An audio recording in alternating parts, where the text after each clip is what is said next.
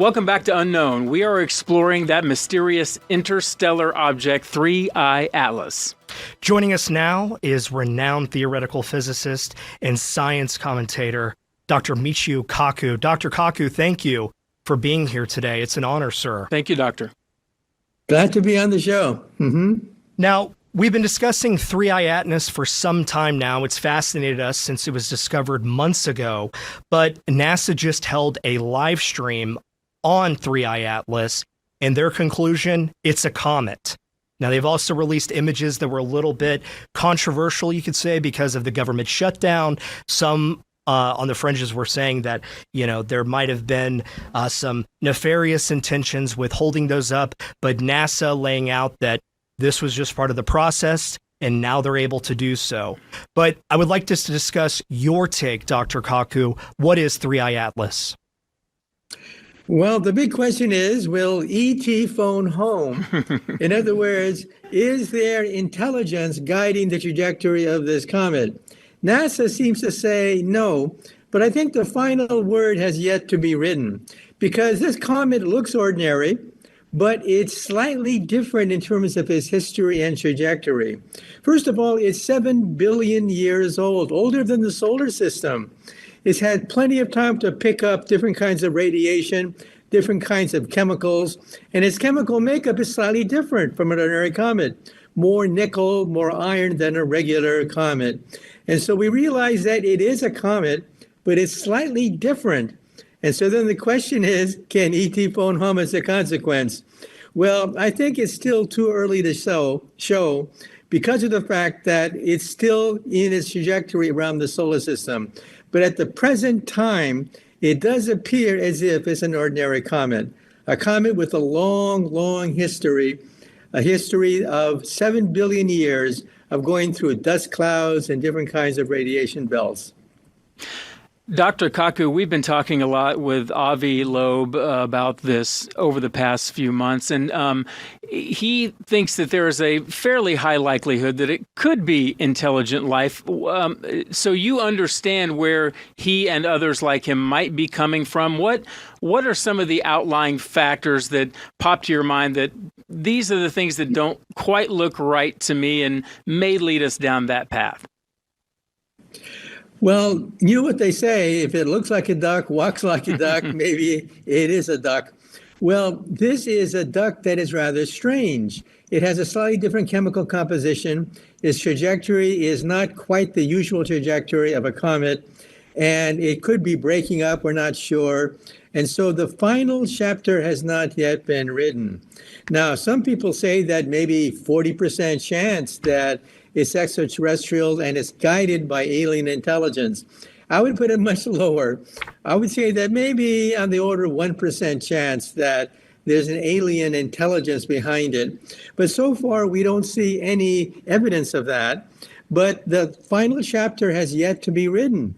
We're realizing the fact that the trajectory, we're only midway through the trajectory of the comet, and the final chapter has yet to be written. But so far, we see no evidence of guided intelligence.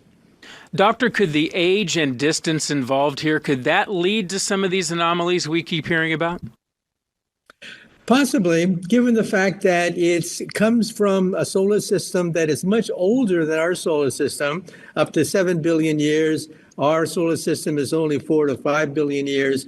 It's had plenty of time to accumulate different kinds of chemicals that are different, giving a different chemical composition than what we see here on the planet Earth. So in other words, it looks like a duck and it quacks like a duck. However, the final chapter has not yet been written. And so some people say that, well, maybe the aliens are simply holding off for a while, and then they're going to show fireworks later in the future. That cannot be ruled out totally. Dr. Kaku, I wanted to ask you, with Dr. Loeb's work, he had this up a few days ago in one of the papers that he wrote, but I'm going to quote here from Dr. Loeb. Would comet experts recognize these visitors as technological artifacts if their training data set includes only icy rocks? So if we're only looking for rocks, isn't that just what we're going to find? Yes, that's the problem with science. Science, you have to have an open mind to expect the unexpected.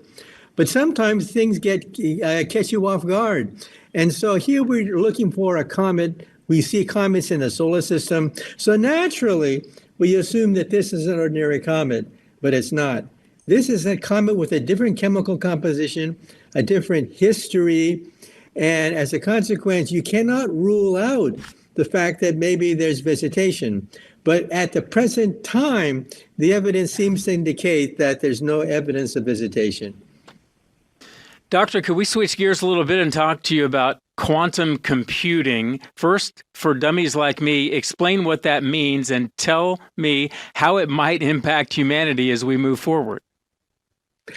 Well, there's a new kind of computer that's coming around the bend now, a computer so powerful that it can crack any known digital code.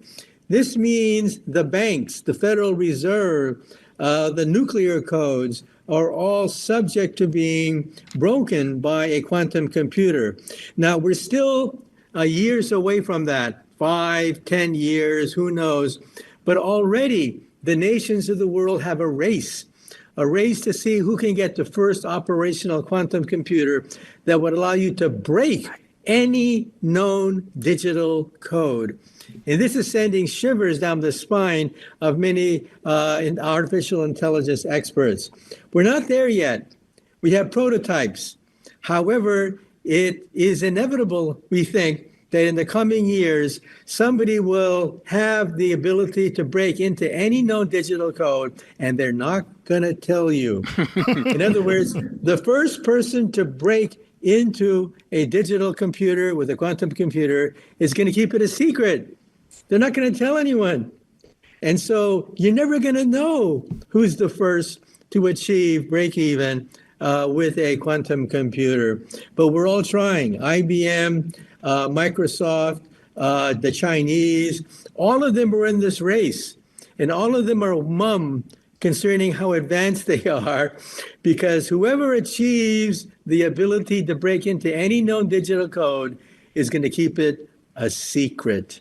Doctor, if they go rooting around in my bank account, they won't find much. But anyway, can you boil this down, though? The way I understand quantum physics, which I assume is part of this, is that logic and science kind of break down at the ultimate small infinitesimal level. Can you give us a layman's explanation on that?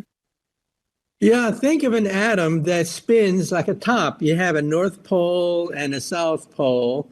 So two orientations of a spinning top. That's like a computer. A computer is digital. It's either on or off, like a spinning top. Now, think of a quantum computer that can be up, down, and anything in between. Wow. How much more powerful are you? In principle, you are infinitely more powerful than a digital computer, which is up and down, can only calculate up and down, because a quantum computer can calculate in any orientation of the atom. And that's what's causing shivers up the spine of the CIA. The CIA has already got the word out that, yes, they're looking into this question. In fact, all the big boys are looking into this. The Chinese, for example, even have claimed to create a quantum computer that is billions of times more powerful than an ordinary computer. However, there's a catch. All the press releases you see so far, they're not reproducible on a large scale. It means that this computer on one calculation is billions of times better and faster than an ordinary computer, but it's not general. So we're not there yet. We do not yet have an all-purpose quantum computer that can compute at will. We're not there yet. But when we're there, watch out. Dr. Kaku, this weekend, 60 Minutes had a report from Anthropic talking about their AI tool, Claude, and how it was able to manipulate a scenario that they had where it was even inventing a relationship to try to blackmail. Right. Someone who was the target that they felt was threatened by the AI. Now, we just laid out with quantum computing the danger and the threat that can come with pretty much taking over every security measure that we think we're safe from. But can you talk a little bit about these AI systems and coupled with quantum computing, what does that look like for humanity? Are we doomed? No, we're not doomed. We're not there yet. But there's a race to see who can attain this capability. So far, the quantum computers that we have can only do one calculation at a time. I repeat, one calculation at a time. Sure, it could do one calculation billions of times faster than an ordinary computer. But for the next calculation, you have to tear it down, rewire it, put the transistors and the lasers in a different orientation. And that takes hours and hours to do that. We do not yet have an all-purpose quantum computer where you simply give it a question and it simply rewires itself and then gives you the answer. We're not there yet, but watch out, because when it does happen, it's a game changer. Now, right now, our most advanced quantum computers, we're only talking about maybe a few hundred quantum computers working simultaneously. What you really need is thousands. Once you have thousands of these chips, these quantum chips working simultaneously, then watch out. That's when you have a game changer. Doctor, we have less than a minute left. Tell me, what's the biggest threat, aliens or AI? Well, alien threat is still hypothetical. We're not there yet. We don't know whether or not they're simply rocks from outer space that are whizzing through the solar system. We don't know. AI is a big question mark. Is for good or evil? You realize that any technology is a double-edged sword. Computers, yes, they can do all sorts of things. They can rearrange your bank account. They can do all sorts of wonders with the finance and the stock market, but watch out. They can also be used to break into other people's codes and steal secrets. So any technology is a double-edged sword. The question is, do we have the wisdom and the political savvy to be able to police this? That's the question. It's inevitable that we're going to have quantum computers that are incredibly fast. The question is, will we have the wisdom to be able to monitor and control these quantum computers? That's the question. Dr. Michio Kaku, it's been an absolute pleasure joining us this afternoon, sir. Love this discussion. Great stuff, sir. Very Thank you for joining us. Hope to have you again on Unknown very soon. Okay, thank you. We'll talk about the future, your future. Let's do it. Thanks for joining us on Unknown. We'll be back with more interesting topics and hope you can join us.